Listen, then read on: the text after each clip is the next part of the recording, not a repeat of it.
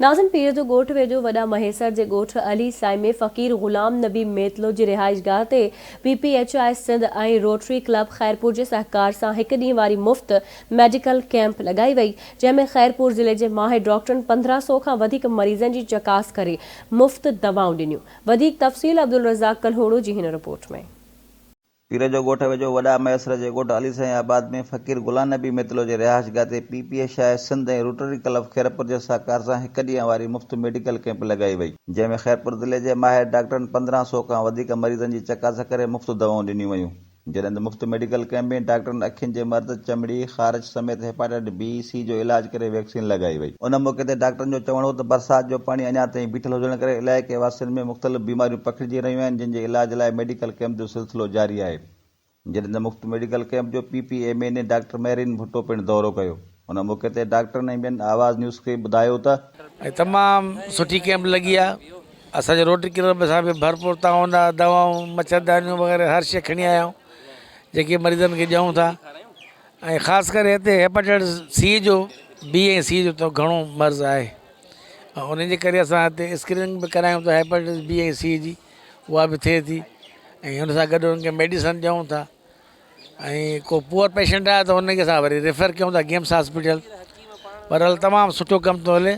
DSO PPHI ऐं rotary club जी मदद सां साईं मुर्तज़ा साहब जी अरेंज थियल कैंप आहे, उन में टीमूं मौजूदु आहिनि, जिन में असां नंढनि ॿारनि जूं दवाऊं बि जेको आहे सो आहिनि, नंढा ॿारनि जा डॉक्टर बि आहिनि, स्पेशलिस्ट डॉक्टर आहिनि, दिमाग़ जा स्पेशलिस्ट डॉक्टर आहिनि, जेकी FCPS सिविल अस्पताल जा जेको आहे सो सुठा डॉक्टर मौजूदु आहिनि।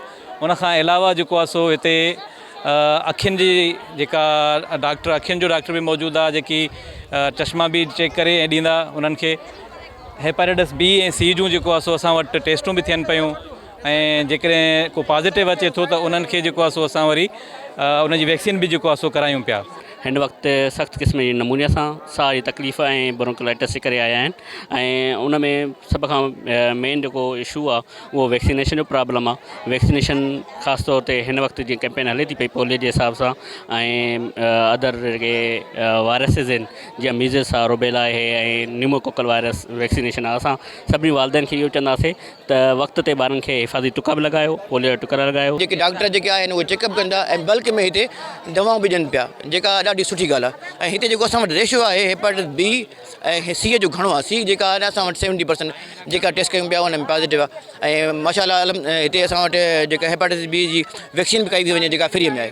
मुख़्तलिफ़ डॉक्टर आहिनि, 30 खां 40 डॉक्टर आहिनि हिते कैंप जे जेको दरगाह ते पंहिंजो ड्यूटियूं सर अंजाम ॾेई रहिया आहिनि। ऐं उन हवाले सां असांजे इलाइक़नि मां पाणी बि नाहे निकिरी सघियो, ऐं हिते असांजी ज़रूरत इलाही हुई मरीज़नि खे, परे परे खां हिते मरीज़ आया आहिनि जेके मतिलबु पंहिंजो दवा वग़ैरह मेडिसन वठण जे लाइ आया आहिनि। हिनखे स्क्रीनिंग खे वधायो आहे ऐं वैक्सीनेशन बि कयूं पिया। उन खां अलावा हिते असां न्यूट्रिशन जे प्रोग्राम जे हवाले सां हिते स्क्रीनिंग कयूं पिया ऐं रिफरल कयूं पिया पंहिंजे हेल्थ फैसिलिटीज़ जे नियर जेका मयसर वॾा हॉस्पिटल आहे उन ते मोकिलियूं पिया त जंहिं ॿार जिन खे नशो नुमा जी खोट आहे, खुराक जी खोट आहे, त उन्हनि जो पूराओ करे सघिजे। त इहे कुझु असां जेके इनिशिएटिव्स वरिता आहिनि। तव्हां ॾिसी सघो था त ॿारनि में जेका आहे डेसेंट्री ऐं इहे सभु बीमारियूं हिन वक़्तु मौजूदु आहिनि, त रिलीफ एक्टिविटी अञा ऑन आहे। ऐं पीपल्स पार्टी जी गवर्नमेंट चेयरमैन साहब दुनिया खे बावर करायो आहे त दुनिया इन शइ खे ॾिसे त जिथे अञा पाणी नाहे निकितो, मुल्क जो 1/3 इलाइक़ो जेको आहे पाणी जे हेठि अञा आहे, त उते इन्हनि खे कपिड़ो, अझो, दवाऊं, रिलीफ सभु शयुनि जी ज़रूरत आहे।